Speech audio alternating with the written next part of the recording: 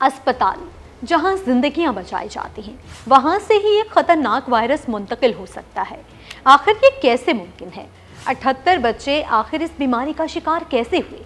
क्या ये एक हादसा था या ऐसी गफलत जिसने दर्जनों खानदानों की जिंदगियां बदल दी? आप भी बच्चों के बीमार होने पर उन्हें अस्पताल लेकर जाते हैं। ऐसी कौन सी गलती है जिसकी वजह से बच्चे बीमारी का शिकार हो गए? कहीं आप भी तो वो गलती नहीं कर रहे? अगर आप जानना चाहते हैं कि ऐसी कौन सी गलती है जिसकी वजह से बच्चों में ये बीमारी फैल सकती है और कौन से इकदाम हैं जिन्हें अपनाकर आप अपने बच्चे को बचा सकते हैं, अगर इन्फेक्शन कंट्रोल के उसूलों पर अमल ना हो तो उसकी कीमत कौन चुकाता है?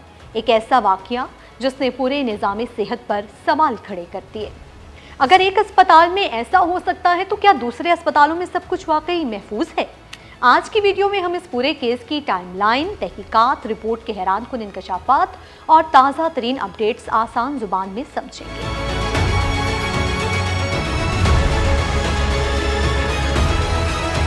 अस्सलाम वालेकुम दोस्तों, मैं हूं हिरा आरिफ और आज हम बात करने जा रहे हैं ऐसी ही एक कहानी पर। आप अपने बच्चे को बुखार, खांसी या मामूली इलाज के लिए अस्पताल लेकर जाएं, लेकिन कुछ अरसे बाद डॉक्टर आपसे कहें आपका बच्चा एक ऐसी बीमारी का शिकार हो गया है जिसे सुनकर आप हैरान रह जाएं। कराची के कलसूम बाई वलीका अस्पताल से सामने आने वाली इंक्वायरी रिपोर्ट ने पूरे निज़ाम सेहत पर ऐसे सवालात खड़े कर दिए हैं जिनके जवाब हर वालिदैन जानना चाहते हैं। 78 बच्चे HIV का शिकार कैसे हुए? क्या ये एक हादसा था या ऐसी गफलत जिसने दर्जनों खानदानों की जिंदगियां बदल दी? और आखिर किन लोगों के खिलाफ कार्रवाई हुई? ये सिर्फ एक खबर नहीं, ये 78 खानदानों की कहानी है जिन्होंने अपने बच्चों को इलाज के लिए अस्पताल भेजा, लेकिन वापस मिलने वाली खबर ने उनकी पूरी जिंदगी बदल दी। कहानी का आगाज अप्रैल 2025 में हुआ। इसी माह कलसूम बाई वलीका अस्पताल में एक बच्चे में HIV का पहला केस सामने आया।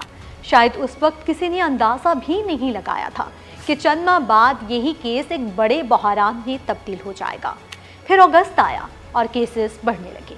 हर नया केस एक नया सवाल बन गया। आखिर एक ही अस्पताल से इलाज कराने वाले बच्चों में HIV क्यों सामने आ रहा है? ये वो लम्हा था जब महकमे सेहत और मुतालिका इदारे हरकत में आए। तहकीकाती टीम अस्पताल पहुंची, रिकॉर्ड खोले गए, लेबॉर्ट्री का मुआयना हुआ, अद्वियात, सिरंजें, TB सामान, इन्फेक्शन कंट्रोल, सब कुछ जांचा गया और फिर रिपोर्ट में ऐसे इंकशाफात सामने आए जिन्होंने सबको हैरान कर दिया। रिपोर्ट में सबसे बड़ा इंकशाफ तहकीकाती रिपोर्ट के मुताबिक 78 बच्चों में HIV वायरस की तस्दीक हुई।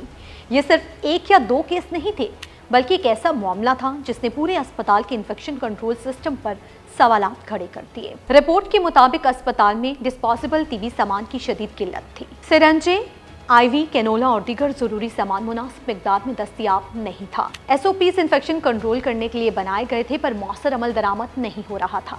यानी वो हिफाजती उसूल जिन पर मरीजों की जान का इंहिसार होता है, उनमें संगीन कमजोरियां मौजूद थीं। यही वो खामियां थीं जिन्होंने कई सवालात को जन्म दिया। किसके खिलाफ कार्रवाई हुई? रिपोर्ट के बाद कई अफसरान और मुलाजमीन को मुअत्तल कर दिया गया, जिनमें साबिक medical superintendent, deputy medical superintendents, deputy chief medical officer, pathologist, lab in charge, 2 senior paediatricians, 8 resident medical officers, matron, 10 staff नर्सें, 6 नर्सिंग स्टाफ, ऑडिट अफसरान और दीगर मुतालिका अहलकार शामिल हैं। इन तमाम अफराद को मजीद कार्रवाई के लिए मुतालिका दफातर में रिपोर्ट करने की हिदायत की गई है। लेकिन क्या मुअत्तली का मतलब जुर्म साबित हो जाना है? नहीं, मुअत्तली एक महकमाना इक़दाम है, जबकि जिम्मेदारी का हतमी तयन मजीद कानूनी या महकमाना कार्रवाई के बाद होता है। अब आगे क्या होगा? तहकीकाती कमेटी ने सिफारिश की है कि TB सामान की खरीदारी और अदायगियों का मुकम्मल ऑडिट किया जाए, जिम्मेदार अफराद के खिलाफ सख्त कानूनी कार्रवाई की जाए, अस्पतालों में इन्फेक्शन कंट्रोल सिस्टम को फौरी तौर पर बेहतर बनाया जाए। अगर अस्पताल में डिस्पोजेबल सिरंजें और ज़रूरी TB सामान ही कम हो जाएं तो मरीज़ कितना महफूज रह जाता है। अगर इन्फेक्शन कंट्रोल के उसूलों पर अमल ना हो तो इसकी कीमत कौन चुकाता है?